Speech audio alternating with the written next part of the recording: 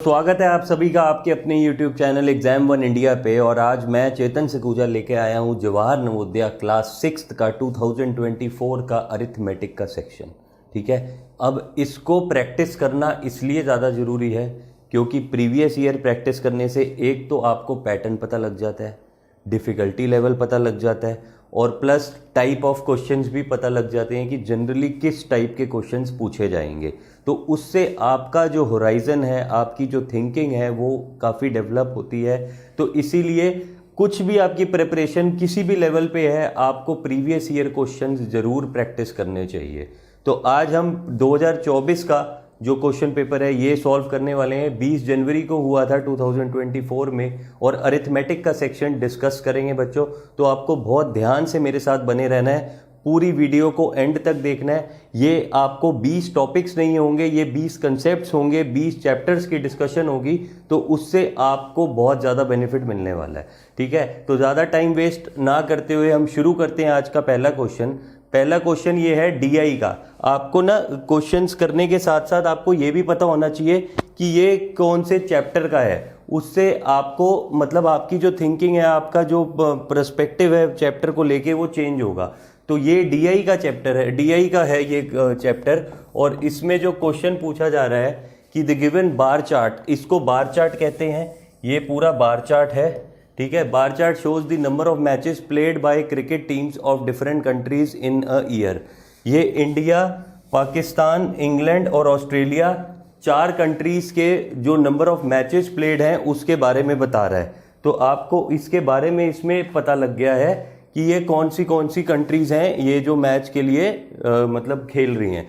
तो इसमें number of matches depict कर रहे हैं। जैसे इंडिया का देखो कितने हैं, इंडिया के 30, पाकिस्तान के 24, इंग्लैंड के 28 और ऑस्ट्रेलिया के 32।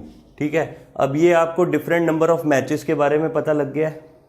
अब हमसे पूछता क्या है कि how many more matches were played by Australia than Pakistan. मतलब ऑस्ट्रेलिया ने पाकिस्तान से कितने ज़्यादा मैचेस खेले। तो इसके लिए हमें पाकिस्तान के मैचेस पता होने चाहिए। पाकिस्तान के मैचेस कितने हैं हमने अभी डिस्कस किया, 24। और ऑस्ट्रेलिया के मैचेस कितने हैं, ऑस्ट्रेलिया के हैं 32। अब हमें डिफरेंस निकालना है तो हमें 32 माइनस करना है 24 को, हमारा आंसर आ जाएगा 8। 8 इज द करेक्ट आंसर। 8 हमारा ऑप्शन नंबर ए। आपने डीआई में बस सिंपल ग्राफ्स हैं, ये आपको ग्राफ से डेटा डिराइव करना है और डेटा डिराइव करने के बाद अकॉर्डिंगली आंसर देना है। ठीक है, इस क्वेश्चन में हमारा पाकिस्तान ने 24 मैचेस खेले हैं, ऑस्ट्रेलिया ने 32। अब टाइम कैसे बचाना है ऐसे क्वेश्चंस में। अब आपको मैंने अभी जब हमने देखा तो हमने इंडिया का देखा, इंडिया ने 30 खेले, ऑस्ट्रेलिया ने इतने खेले, इंग्लैंड ने इतने खेले। लेकिन हमसे ऑस्ट्रेलिया और हमसे इंग्लैंड और इंडिया का तो कुछ पूछा ही नहीं गया। तो हमें ये ग्राफ्स तो ये वाले टेबल्स तो देखने ही नहीं है, हमने सिर्फ देखना है पाकिस्तान का और ऑस्ट्रेलिया का, क्योंकि आपको टाइम भी सेव करना है। बच्चों ये बात ध्यान रखना, एक पता होना अलग बात है और जल्द से जल्द पता आंसर लगा के आंसर देना वो एक अलग बात है। तो आपको पता तो चल जाएगा इसमें, क्योंकि मिनिमम ये एक सिंपल डीआई का क्वेश्चन है तो इसमें। लेकिन आपको ये भी देखना है कि आपने कौन सा डेटा चाहिए। आपको क्वेश्चन में ही दिया है कि ऑस्ट्रेलिया और पाकिस्तान, तो मतलब आपको जो कंपैरिजन करना है वो ऑस्ट्रेलिया और पाकिस्तान का ही करना है। तो आपको बाकी चीजें देखने की जरूरत है नहीं इसमें। ठीक है, नेक्स्ट क्वेश्चन। अब नेक्स्ट क्वेश्चन ये ज्योमेट्री का क्वेश्चन है। अब ज्योमेट्री का क्वेश्चन ये ऐसा है कि एक ये पॉइंट है, ये फिगर इतनी क्लियर नहीं है तो मैं आपको इस पे लिख देता हूं। ये 4x दिया है, ये 2x दिया है, ये x दिया है, ये 100 डिग्री है और ये 6x दिया है। अच्छा, अब आपको एक पॉइंट के अराउंड एंगल्स का जो सम होता है, sum of angles around a point, ये होता है 360 डिग्री। ठीक है, अब इसका मतलब ये है कि 6x का सम प्लस 4x का सम प्लस 2x का प्लस x का प्लस 100, ये हमारा कितना आ जाएगा 360 डिग्री। ठीक है, क्योंकि एंगल सम प्रॉपर्टी होती है एक पॉइंट की वो होता है टोटल जो sum of angles of all the angles around a point is 360 degree. ठीक है, 360 डिग्री है, तो इसमें हमने क्या कर लेना है, 6x plus 4x plus 2x plus x, ये हो गया 13x plus 100 is equal to 360। अब 13x 100 इधर चला जाएगा, 360 से माइनस हो जाएगा, 360 माइनस 100 260। अब हमने निकालना है 13x इज इक्वल टू 260, तो x हो गया हमारा 20 डिग्री, x आ गया 20 डिग्री यहाँ पे। अब हमसे पूछा क्या है कि हमसे सारे एंगल पूछे हैं, एंगल AOB मतलब x हो गया 20 डिग्री। अब नेक्स्ट कौन सा पूछा है, एंगल BOC 2x मतलब 40 डिग्री। नेक्स्ट कौन सा पूछा है, COD 4x मतलब 80 डिग्री। और लास्ट कौन सा पूछा है, DOE मतलब 6x हो गया 120 डिग्री। तो ये जिसमें ऑर्डर है वो हमारा आंसर हो जाएगा 20, 40, 80, 120। Option number A is the correct answer. ठीक है, इसमें कुछ भी डाउट हो तो आप हमसे कमेंट सेक्शन में पूछ सकते हैं। और अगर आपको ये लग रहा है कि ये क्वेश्चंस आपके ऊपर से जा रहे हैं, आपके कंसेप्ट्स नहीं क्लियर हैं, तो आप हमारा पूरा वीडियो कोर्स खरीद सकते हैं। उसमें इन डेप्थ कोचिंग दी गई है, सब कुछ स्टार्टिंग से पढ़ाया गया है, ताकि एक स्टूडेंट के, एक बच्चे का बेस बहुत स्ट्रांग हो जाए। बेस स्ट्रांग हो जाएगा तो आप कोई भी कॉम्पिटिटिव एग्जाम दे सकते हैं, चाहे वो जवाहर नवोदय का हो, या अगर आप डिफेंस की तरफ जाने चाहते हैं, सैनिक स्कूल वगैरह का हो, या आप कोई स्कॉलरशिप एग्जाम देना चाहते हैं, ओलंपियाड देना चाहते हैं, तो उसके लिए भी बहुत ज़्यादा इंपॉर्टेंट है ये आपके कंसेप्ट क्लियर होना। नेक्स्ट क्वेश्चन की तरफ बढ़ते हैं हम। अब इसको क्या लिखा हुआ है, ये 30009, इसको हम क्या कहेंगे, इसको हम कहेंगे, ये हो गया आपका यूनिट प्लेस, ये टेंस, हंड्रेड्स, 1000, 10,000। ठीक है, अब हमें ऑप्शन दिया गया है कि एक तो है 30, 10,000, 30 तो है नहीं, ये 3 10,000 है। ठीक है, तो ऑप्शन नंबर A एलिमिनेट हो गया। 30,000 एंड 900, 30,000 एंड 900 मतलब हो गया 30,000 एंड 900, ये भी नहीं है। ठीक है, नेक्स्ट क्या कहता है, 3 10,000, 3 10,000 एंड 9 ones, तो मतलब ये हो गया, ये हो गया 3 10,000 एंड 9 1। तो हमारा ऑप्शन नंबर C जो है वो सिमिलर हो रहा है। तो इसको आप 30,000 एंड 9 भी कह सकते हैं, और इसको 3 10,000, 3 बार 10,000, 3 10,000 प्लस 9 ones, तो ये हमारा आंसर हो गया 3,009। ठीक है, ये नंबर सिस्टम का बेसिक है, unit place, tens place, 100 place, और फिर उसके बाद 1000 प्लेस, 10,000 प्लेस। आगे लैक्स वगैरह भी होते हैं, लेकिन जो क्वेश्चन में दिया है मैं इसमें वही आपको बता रहा हूँ। Next question. अच्छा, अब ये ज्योमेट्री का क्वेश्चन है, थोड़ी थिंकिंग वाला है। अब देखो ये क्या कहते हैं कि sum of two angles is an obtuse angle. Angle A है और एंगल B है, जो उसका सम बनता है वो एक ऑब्ट्यूस एंगल बनता है। ठीक है, उसका जो सम बनता है वो ऑब्ट्यूस एंगल बनता है। तो आपको क्या फाइंड करना है, आपको फाइंड करना है कि इन नीचे दी गई कंडीशन कौन सी सही हो सकती है। अगर दो एंगल का सम ऑब्ट्यूस एंगल है तो मतलब वो 90 डिग्री से अबव है, 90 डिग्री से A प्लस B का सम अबव है। तो ऐसे केस में which of the following is not possible, 1 right angle and 1 acute angle. ये हो सकता है क्योंकि ऑब्ट्यूस बोल रहा है 90 डिग्री से अबव इनका सम है, तो ऐसा भी हो सकता है कि ये 90 डिग्री हो और ये 10 डिग्री हो, तो 100 डिग्री, और ऐसा हो सकता है एक राइट एंगल एक एक्यूट एंगल, ये हो सकता है 1 obtuse angle and 1 acute angle. अब हमें सम लाना है 90 से ज़्यादा। आप इसको ऐसे कंसिडर करो, इस क्वेश्चन में आप ऐसे कंसिडर करो कि मान लो कि ए और बी जो दो एंगल हैं, ए और बी का जो सम है वो 100 डिग्री है। 100 डिग्री है मतलब 90 से ऊपर लेना है, कुछ भी लेना है, 100 ले लो, 110 ले लो, 120 ले लो, कुछ ले लो। तो हमने अभी एज्यूम किया कि इनका सम 100 डिग्री है। तो अब 100 डिग्री होने के लिए ये हो सकता है कि ए 90 डिग्री हो और बी एक एक्यूट एंगल 10 डिग्री हो, तो भी इनका सम 100 बन रहा है। तो मतलब पहली कंडीशन क्लियर हो रही है, पहला कंडीशन हो सकता है। दूसरा क्या कहता है कि एक ऑब्ट्यूस एंगल हो और दूसरा एक्यूट एंगल हो। ऑब्ट्यूस एंगल कैसे हो जाएगा कि अगर ये 90 की जगह हम इसको 95 ले लें और ये एक्यूट एंगल 5 डिग्री ले लें, तो भी ये पॉसिबल है। तो मतलब एक ऑब्ट्यूस एक एक्यूट हो तो भी हमारा सम जो है 100 डिग्री बन रहा है। टू एक्यूट एंगल्स हो तो हमारा सम 100 डिग्री बन सकता है, बिल्कुल बन सकता है कि भाई एक 50 हो दूसरा भी 50 हो, या एक 60 हो दूसरा 40 हो, तो भी हो सकता है। ठीक है, तो मतलब हमारी थर्ड कंडीशन भी हो गई। अब फोर्थ कंडीशन क्या कहता है कि टू राइट एंगल्स हो। अगर दो राइट एंगल होंगे तो 90 + 90 ये हो गया आपका 180 डिग्री। ये पॉसिबल नहीं हो सकता क्योंकि एक तीसरे एंगल का भी कुछ ना कुछ वैल्यू होनी है, और अगर वो कुछ भी दोनों राइट एंगल हो गए तो उनकी सम ऑफ एंगल ऑफ ट्राइंगल की जो प्रॉपर्टी है वो इनवैलिड हो जाएगी। तीन जो एंगल्स का जो सम होगा वो 180 डिग्री से ज़्यादा हो जाएगा और वो पॉसिबल है नहीं। तो मतलब ये वाली कंडीशन हमारी पॉसिबल नहीं है कि दोनों राइट एंगल हो। ठीक है, बाकी तीनों चीज़ें हो सकती हैं, बस ये है कि हमारी जो लास्ट कंडीशन है वो पॉसिबल नहीं है। Next question, Sumit weights 107 kg and Sanjay weights 82 kg. 107 and 82.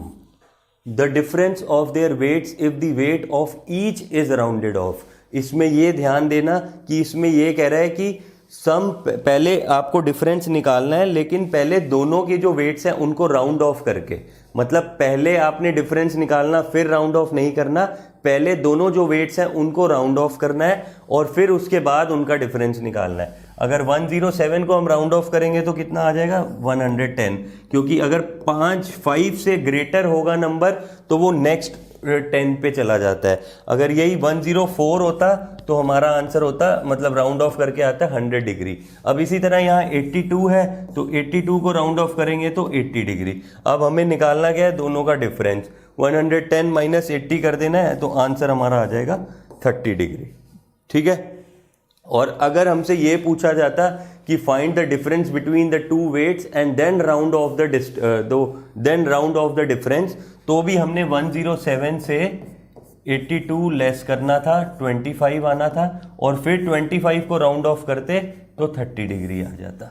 मतलब आता आंसर इस केस में दोनों में सेम, लेकिन आपको क्वेश्चन देखते ही ये सिलेक्ट कर, मतलब ये अपने माइंड में बिठा लेना है कि हमसे पहले वेट्स को राउंड ऑफ करवाया जा रहा है या डिफरेंस को राउंड ऑफ करना है। तो इस क्वेश्चन में हमें वेट्स को पहले राउंड ऑफ करना था, फिर उसके बाद डिफरेंस निकालना था।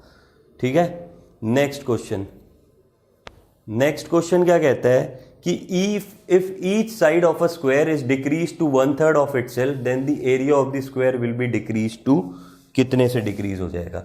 अब इस क्वेश्चन में मान लो कि जो एक साइड है स्क्वायर की वो है 3x, साइड 3x है, तो अब एरिया क्या हो जाएगा उस स्क्वायर का 3x का स्क्वायर।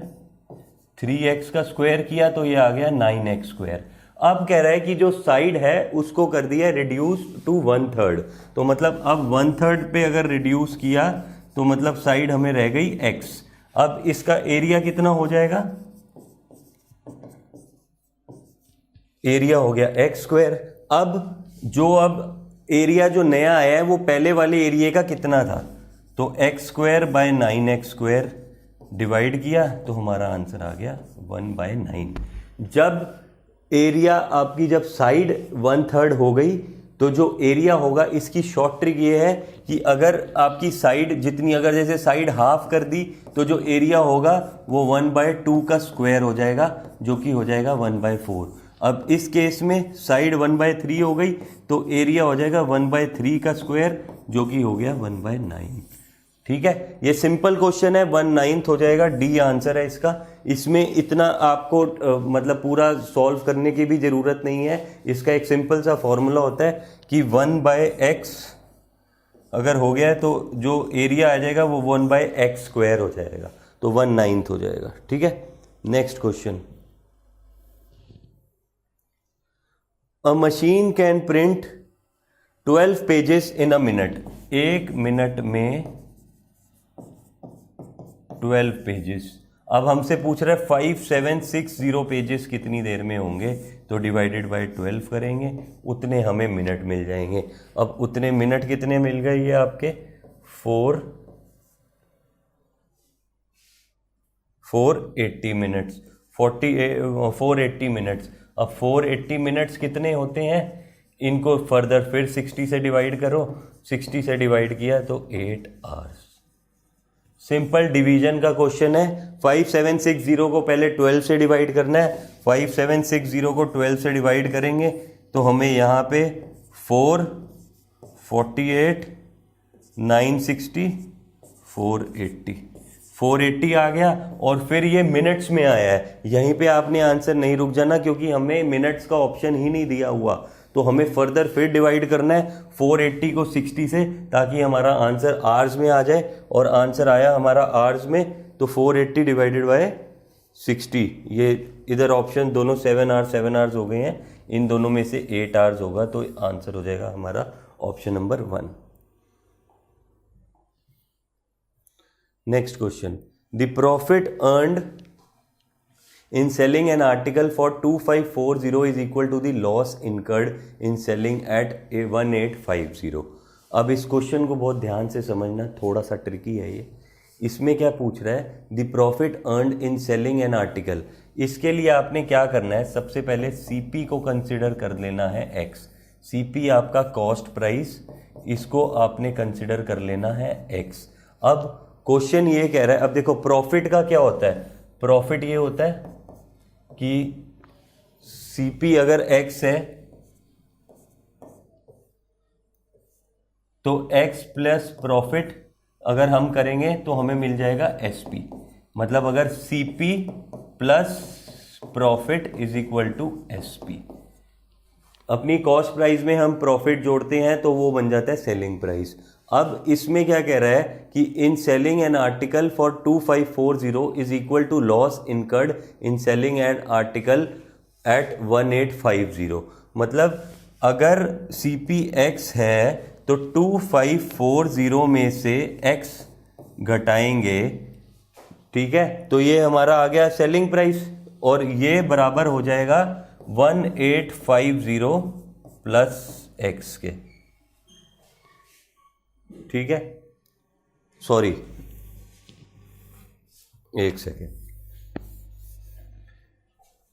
अगर हमारा सीपी हमने एक्स कंसिडर किया तो हमारा जो एक सेलिंग प्राइस है वो है 2540, और एक हमारा जो सेलिंग प्राइस है वो है 1850। तो अब 1850 वाले केस में हमें हो रहा है लॉस, और 2540 वाले केस में हो रहा है प्रॉफिट। ठीक है, तो मतलब जो सीपी है वो इन दोनों के बीच में है, 2540 और 1850 के बीच में है सीपी। अब हमें क्या पूछ रहा है कि कॉस्ट प्राइस है क्या इसका, 2540 और 1850 के बीच में है। तो मतलब 2540 में हम जब 2540 में से अगर हमने x को घटाया और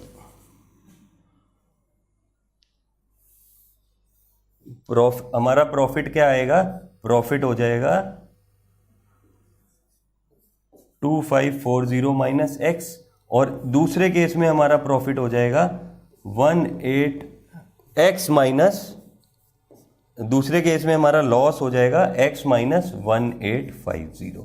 ठीक है, तो ये दोनों चीजें बराबर हैं। क्वेश्चन क्या कहता है कि ये दोनों चीजें बराबर है। अब इसको मैं एक बार इरेज करता हूं ताकि आपको आगे का क्वेश्चन बता सकूं। अब इसमें क्या कह रहा है ये,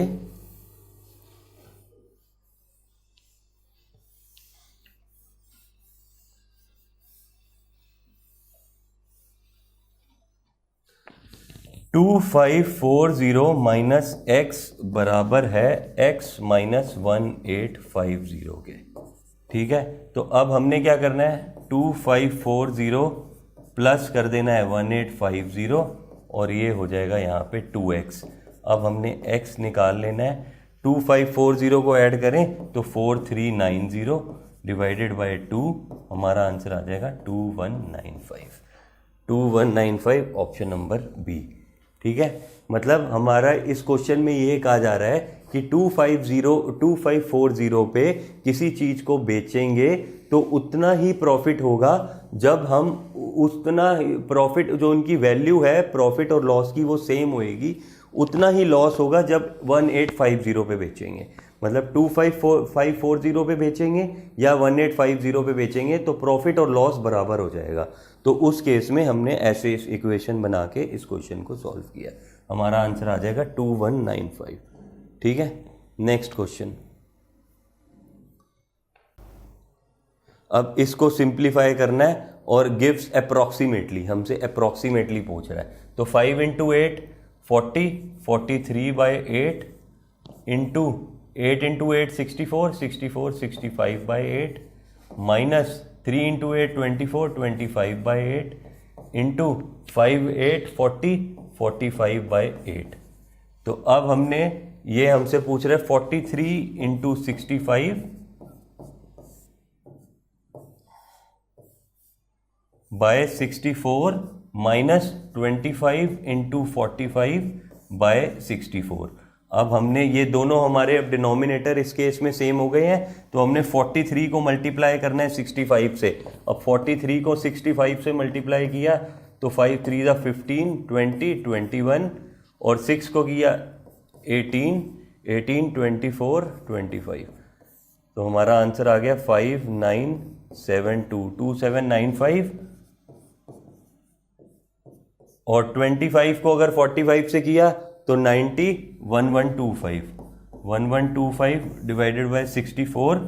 तो ये हमारा आंसर अब आ जाएगा 2795 माइनस 11 25 70 1670। अब 1670 को हमने 64 से डिवाइड करना है। 1670 को 64 से डिवाइड करेंगे तो हमारा आंसर आएगा अप्रॉक्सीमेटली 26। ये मैं आपको सॉल्व भी करके दिखाता हूं। आपने देखा होगा कि काफी क्वेश्चन जो है ना आपके मल्टीप्लिकेशन डिवीजन से रिलेटेड भी आ जाते हैं। 1670 को 64 से डिवाइड किया तो यहाँ पे आया 128, 2 हो गया। अब 39 390। अब 64 को अगर हमने 6 से मल्टीप्लाई किया तो 6 24 384 तो ये लगभग 6 आया। तो ये मतलब आपका आंसर होगा 26.0, आगे 9 वगैरह आएगा। तो हमसे अप्रॉक्सीमेट पूछ रहा है तो हमारा आंसर आ जाएगा 26। ठीक है, सिंपल है, मैथमेटिक्स का क्वेश्चन आपका प्रोडक्ट मतलब डिवीजन और प्रोडक्शन उसका क्वेश्चन है आपका, बहुत सिंपल क्वेश्चन है। मल्टीप्लाई और डिवीजन का क्वेश्चन था, इसको आपने कैसे सॉल्व करना है ये आपने देख लिया सिंप्लीफिकेशन। नेक्स्ट क्वेश्चन क्या कहता है कि the cost price of a book is ₹100। A shopkeeper sells 3 such books for 275। एक बुक का सीपी है 100, तो 3 बुक्स का सीपी कितना हो गया? 3 बुक्स का सीपी हो गया 300। लेकिन उसने जो था शॉपकीपर ने उन 3 बुक्स को एक साथ बेच दिया, सेल कर दिया 275 में। अब उसको ऑब्वियसली कि कॉस्ट प्राइस ज़्यादा है, सेलिंग प्राइस कम है, तो हमारा मतलब जो है इस केस में हो गया है लॉस। जब कॉस्ट प्राइस ज़्यादा हो सेलिंग प्राइस कम हो तो हमें लॉस ही हुआ उसमें, मतलब खरीदा हमने महंगा बेचा सस्ता, तो लॉस हो गया। और लॉस कितने का हुआ? 300 माइनस 275, आंसर आ जाएगा 25। ठीक है, हमारा आंसर है loss of ₹25। Next question, the sum of the digits of a number is subtracted from the number. अच्छा, अब अगर 2 डिजिट्स हैं एक नंबर के x और y और हमें उसको नंबर बनाना है तो ये 10x हो जाता है प्लस y। नंबर ये बनता है क्योंकि एक यूनिट प्लेस होगा और एक 10 प्लेस होगा, तो जो 10 वाला होगा उसको 10 से मल्टीप्लाई करना पड़ेगा तब नंबर बनेगा। और अब क्या कह रहा है कि the sum of the digits of a number is subtracted from the number. ये नंबर बन गया और ये सम ऑफ डिजिट्स है। तो मतलब अगर हमने 10x प्लस वाई से x प्लस वाई को सब्ट्रैक्ट किया तो हमें 9x plus y minus y 9x मिल जाएगा। तो मतलब नंबर 9 से मल्टीप्लाई हो रहा है। अगर वो 9 से मल्टीप्लाई हो रहा है तो ऑब्वियसली कि इनमें से वो किससे कंपल्सरली जरूरी डिविजिबल होगा, तो वो जरूरी डिविजिबल होगा 9 से, क्योंकि 9 उसके प्रोडक्ट में आ रहा है। 9 से प्रोडक्ट किया जा रहा है तो डिविजिबल पूरा किससे होगा, इनमें से किसी भी नंबर से श्योरली किससे होगा, तो वो होगा 9 से। अब वो बाकी चीज डिपेंड करती है नंबर पे, लेकिन हमसे ये पूछा गया कि ऑलवेज किससे डिविजिबल रहेगा, तो ऑलवेज किससे डिविजिबल रहेगा, वो नंबर 9 से। Conversion of 31 7/16 into decimal is. अब देखो 31 7/16 है, ये मिक्स्ड फ्रैक्शन है, तो ये कभी भी 314 हो नहीं जाएगा। एक एक्स्ट्रा मतलब नंबर तो लग नहीं जाएगा आगे, तो ये ऑप्शन एलिमिनेट हो गया। अब जो और ये एक कम भी नहीं हो जाएगा, मतलब 31 7/16 है तो हमारा आंसर 31 पॉइंट समथिंग आएगा। वो कभी भी 314 नहीं हो सकता या 3.14 नहीं हो सकता। तो हमारे ऑप्शन नंबर ए और डी एकदम एलिमिनेट हो गए। अब हमारे पास बचे ये दो ऑप्शन। अब हमने ऑप्शन कैसे निकाल लेंगे, 7 को हमने डिवाइड करना है 16 से, हमें हमारा आंसर मिल जाएगा। 7 से किया तो लेकिन 7 से होगा नहीं, एक 0 लगा दिया, यहाँ पे हमने 0 पॉइंट कर लिया। 16 को किया 4 से तो 64, यहाँ पे फिर 6 आ गया, यहाँ पे आ गया 4। अब 16 को किया 3 से 48, यहाँ पे 120 किया, 120 16 को किया तो फिर 112, यहाँ पे 7 आ गया, फिर ये 8 हुआ, ये 0, 16 इंटू 5 80, ये यहाँ से डिलीट हुआ तो ये 4375। अब 0.4375 आ गया, इसको हमने लगाना किसके आगे है, 31 के, हमें हमारा आंसर मिल जाएगा 0.375, 31.4375 आंसर 4375, ऑप्शन नंबर बी। ठीक है, सिंपल क्वेश्चन है, वही मैंने आपको बताया, मिक्स फ्रैक्शन को कन्वर्ट करना है डेसिमल में तो डिवीजन आनी चाहिए, उसी से आंसर आ जाएगा। A fraction remains the same और इक्विवेलेंट इफ। अब ये क्वेश्चन क्या कह रहा है कि एक जो फ्रैक्शन है वो सेम या इक्विवेलेंट कब रहता है। अब हमसे ऑप्शन पूछा गया है, ऑप्शन में बताया गया है कि अगर same number is added to numerator and denominator, अगर सेम नंबर आप एक इसको कंसिडर करो फ्रैक्शन को 2/3 को, ठीक है, 2/3 आपका एक फ्रैक्शन है, 2/3 फ्रैक्शन है। अब उसमें सेम नंबर ऐड कर लो, +2 न्यूमरेटर और डिनोमिनेटर में ऐड कर दिया तो हमारा आंसर आ गया 4/5। तो क्या 2/3 4/5 के बराबर है, नहीं है, तो हमारा ऑप्शन नंबर ए गलत हो जाता है। दूसरा, the same number is subtracted from the numerator and denominator, तब भी नहीं हो सकता। अगर हमने 2 में से 2/3 हमारा फ्रैक्शन है और न्यूमरेटर और डिनोमिनेटर दोनों से 1 घटाया तो हमें हमारा आंसर मिला 1/2। क्या 2/3 1/2 के बराबर है, नहीं है, तो हमारा आंसर ये भी गलत हो गया। The numerator and denominator are multiplied by the same number other than 0। 0 के अलावा अगर हमने 2/3 को सपोज 2 से ही मल्टीप्लाई किया, न्यूमरेटर और डिनोमिनेटर दोनों को, तो हमारा आंसर आया 4/6। अब इसको फर्दर हमने रिड्यूस किया, सिंपलेस्ट फॉर्म में किया, तो हमें फिर से मिल गया 2/3। हाँ, मतलब ये वाला हमारा सही हो रहा है। अगर हम न्यूमरेटर और डिनोमिनेटर को सेम नंबर से मल्टीप्लाई करते हैं तो हमें जो आंसर मिलता है वो हमारा सेम फ्रैक्शन ही होता है, और हमें आंसर मिल गया ऑप्शन नंबर सी। लेकिन डी भी देख लेते हैं, it is multiplied by it's reciprocal. अब ये कह रहा है कि 2/3 है और उसको हमने 3/2 से मल्टीप्लाई कर दिया तो 6/6 आया, जो कट के हो गया 1। क्या ये बराबर है 2/3 1 के बराबर है, नहीं है, तो तो हमारा आंसर है option number C. Option number C is the correct answer. Next question, the number of packets of a sweet weighing 2/3 kg each that can be made from 30 kg sweet. Total sweets है हमारे पास 30 kg, 2/3 kg के हमें packet बनाने हैं। तो number of packet कितने हो गए, नंबर हो गए 30 को 2/3 से डिवाइड किया, तो 30 को 2/3 से डिवाइड किया, 15 को 3 से 15 इंटू 3 45। मिक्स्ड फ्रैक्शन का क्वेश्चन है, उसको 30 से डिवाइड किया, मतलब फ्रैक्शन को 30 से डिवाइड किया, हमें हमारा आंसर मिल गया 45। नेक्स्ट क्वेश्चन,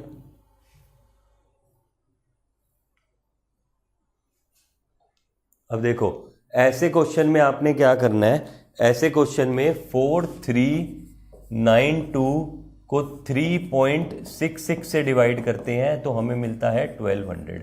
अब इस क्वेश्चन में सारा खेल डेसिमल्स का होगा।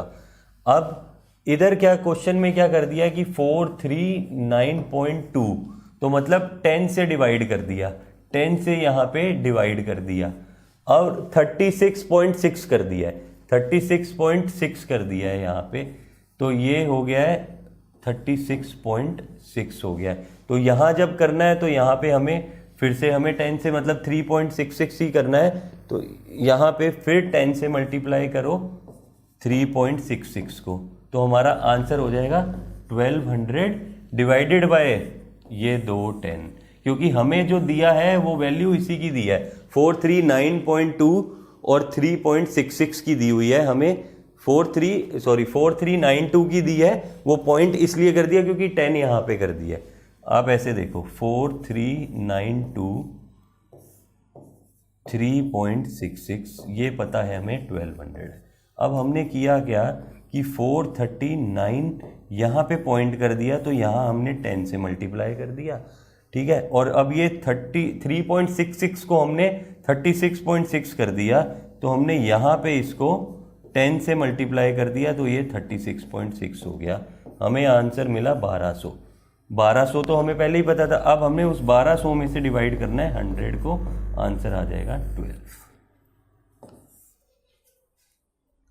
डेसिमल्स का ही पोजीशनिंग बदली है, 4392 को बनाया 439.2, तो मतलब इसको 10 से डिवाइड कर दिया, अब 3.66 को बनाया 36.6, तो फिर मतलब 10 से डिवाइड कर दिया, तो 1200 को 100 से डिवाइड करा तो हमें आंसर मिल गया 12, ठीक है, ये हमारा आंसर है 12।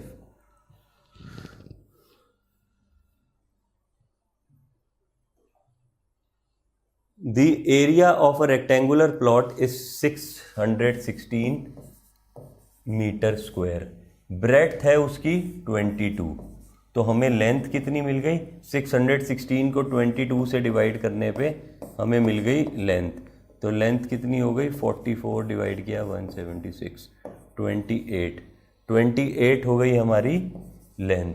अब the cost of fencing of the plot at the rate of ₹7.50। अब जब कॉस्ट ऑफ फेंसिंग को पूछा जाता है तो हमें सरकमफ्रेंस निकालना पड़ता है, पेरीमीटर निकालना पड़ता है, तो वो हो जाएगा इसमें 2l+b। अब हमें ब्रेड्थ पता थी पहले से 22 और लेंथ पता लग गई 28, तो हमें 2 × 50 100 मीटर इसकी पैरामीटर है।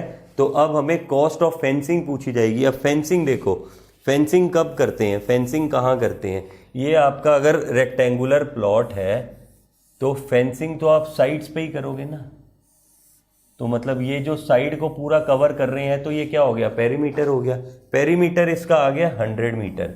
अब उसकी जो कॉस्ट है वो 7.5, फेंसिंग की जो कॉस्ट है 7.5 पर मीटर है, तो इसमें हमने कॉस्ट निकालने के लिए 100 को 7.5 से मल्टीप्लाई किया, हमारा आंसर आ गया 750।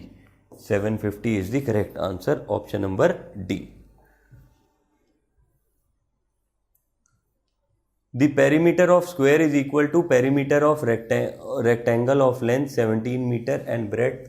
अब इसका पेरीमीटर क्या होएगा, पेरीमीटर हो जाएगा 2l+b 2 17 + 11, मतलब हो गया 28 56। अब जो स्क्वायर है, स्क्वायर का भी पैरामीटर हो गया आपका 56 मीटर्स। अब स्क्वायर का पैरामीटर क्या होता है 4 इंटू एल, एल मतलब साइड 56, तो हमारा एल आ गया 14। साइड ऑफ द स्क्वायर पता लग गई 14। अब एरिया ऑफ स्क्वायर क्या होता है, स्क्वायर का एरिया होता है लेंथ का स्क्वायर, स्क्वायर का जो एरिया होगा वो लेंथ का स्क्वायर होता है, तो लेंथ का स्क्वायर कितना हुआ 14 का स्क्वायर, आंसर हमारा आ गया 196। 196 is the correct answer. Perimeter of square, हमें perimeter of square is equal to perimeter of rectangle, तो रेक्टेंगल का पेरीमीटर हमने निकाल लिया, वो हमारा आ गया 56 मीटर। अब वही जो रेक्टेंगल का पेरीमीटर है वही स्क्वायर का पेरीमीटर है, तो स्क्वायर के पेरीमीटर में जो फॉर्मूला होता है वो आज का आपका हो जाता है 2l प्लस मतलब जो स्क्वायर का पेरीमीटर होता है वो 4l होता है। 4l हमारा आ गया 56 था, 56 से हमें लेंथ पता लग गई 14 और हमने एरिया निकालना है तो हमने स्क्वायर करना है उसका, 196 हमें हमारा आंसर मिल गया।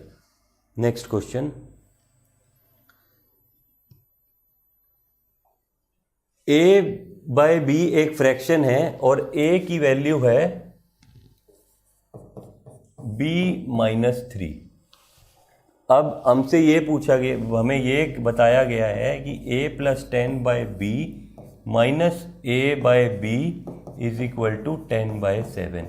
अब इस इक्वेशन में हमने a की वैल्यू डाल देनी है, a की वैल्यू है b minus 3 plus 10 by b minus a की value b minus 3 by b is equal to 10 by 7। अब हमने हर जगह बस सिर्फ a की वैल्यू डाल दी, हमारा डिनोमिनेटर सेम है तो हमने डिनोमिनेटर नीचे रख के इनको सबको ऐड सब्ट्रैक्ट करा, b माइनस यहाँ माइनस है तो माइनस माइनस यहाँ पे हो जाएगा प्लस। अब हमें ये मिल गया 10 बाय 7।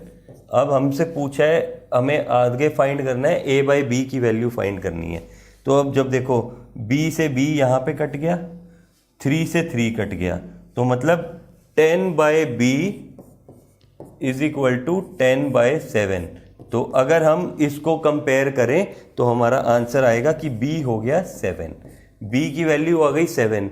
अब a की वैल्यू कितनी होगी b माइनस 3, तो b की वैल्यू पता लग गई है 7, 7 माइनस 3 4। अब हमें a और b की वैल्यू कितनी आ गई, a बाय b की वैल्यू आ गई हमारी 4 बाय 7। 4 बाय 7 हमें वैल्यू मिल गई है a बाय b की, हमारा आंसर आ गया ऑप्शन नंबर सी। सिंपल सा क्वेश्चन है, a की वैल्यू दी गई है b माइनस 3, उसी वैल्यू को हमने इस इक्वेशन में डाल देना है। इस इक्वेशन में डालेंगे तो जहां जहां a लिखा था वहां पे b माइनस 3 कर देना है, b माइनस 3 कर दिया तो डिनोमिनेटर हमारा सेम है, डिनोमिनेटर सेम है तो हमने उसको कॉमन रखा और इन सबको प्लस माइनस कर दिया। प्लस माइनस करने के बाद 10 बाई बी आया इज इक्वल टू 10 बाई 7 हो गया। जब ये दोनों 10 से 10 कटे तो b आ गया 7, b 7 आ गया तो a आ गया 4, क्योंकि b है मतलब a है b माइनस 3, तो आंसर हमारा फ्रैक्शन पूछा गया है तो 4 बाय 7।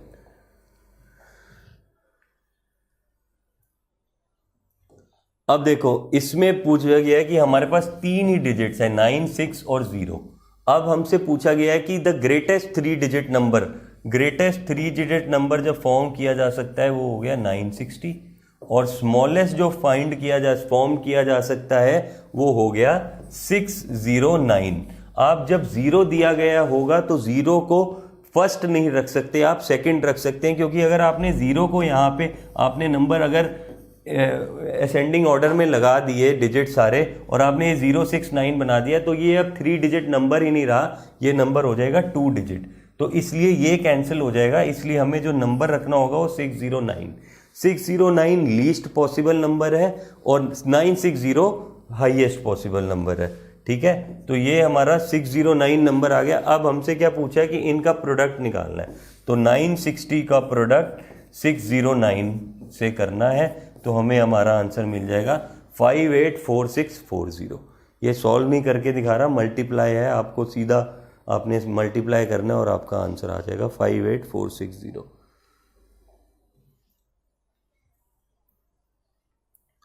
अच्छा, अब ये लास्ट क्वेश्चन है अरिथमेटिक के सेक्शन का। इसमें पूछता है कि 1 to 100 अगर हम नंबर्स लिखते हैं तो 9 डिजिट कितनी बार आएगा, 9 डिजिट कितनी बार आएगा? सबसे पहले आया 9, फिर 19, फिर 29, 39, 49, 59, 69, 79, 89।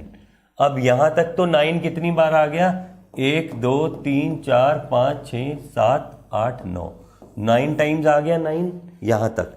अब उसके बाद जब 90 से शुरू होगा तो 90 में भी आया 9, 91 में आया, 92 में आया, 93 में आया, 94 में आया, 95 में आया, 96 में आया, 97 में आया, 98 में आया, 99 में आया और 100 में आया। और सॉरी 99 तक आया, 99 तक आया। तो 99 तक आने पे अब यहाँ तक तो 9 थे, 89 तक तो 9 थे, फिर 10, 11, 12, 13, 14, 15, 16, 17, 18, 19। तो मतलब 19 टाइम्स तो 9 आ गया हर पूरे नंबरों में। लेकिन 99 में जो 9 है डिजिट वो 2 बार आया है। तो हमसे पूछा गया है कि number of times the digit 9 occurs. तो 9 तो 2 बार और आया, मतलब 99 में तो 2 बार आया, तो यहाँ पे 19 + 1 कर देंगे, आंसर आ जाएगा 20। अगर ये पूछा जाता कि in how many numbers has the digit 9 occurred, तब हमारा आंसर आता 19। लेकिन हमसे यहाँ पूछा गया है कि number of times the digit 9 occurs, तो 9 99 में 2 बार आया है, तो हमें उसको 2 बार ही लेना पड़ेगा, तो इसलिए हमारा आंसर आ जाएगा 20। ठीक है, तो ये थे 20 important questions, previous year questions. जिस स्टूडेंट ने भी नेक्स्ट ईयर एग्जाम देना है तो उनको प्रीवियस ईयर क्वेश्चंस बहुत अच्छे से प्रैक्टिस करने पड़ेंगे, और 2024 का इसलिए करना पड़ेगा क्योंकि पैटर्न आपको इसमें लगभग सिमिलर मिलेगा 2025 में भी। तो आप लेटेस्ट ईयर के प्रैक्टिस करेंगे क्वेश्चंस तो बहुत ज़्यादा बेनिफिशियल मिलेगा आपको।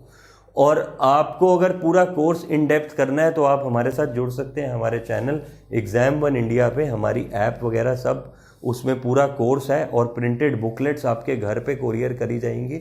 आप उन बुक्स के थ्रू प्लस हमारी क्लासेस के थ्रू बहुत अच्छे से अपनी प्रिपरेशन कर सकते हैं। तो यहाँ पे सैनिक स्कूल, जवाहर नवोदया, आपका RMIC, RIMC, RMS सभी की प्रिपरेशन करवाई जाती है। तो मिलते हैं आपसे नेक्स्ट वीडियो में, आप इसको अच्छे से स्टडी कीजिए। नेक्स्ट वीडियो में मिलते हैं, उसमें डिटेल्ड कोई और प्रीवियस ईयर क्वेश्चन को डिस्कस करेंगे।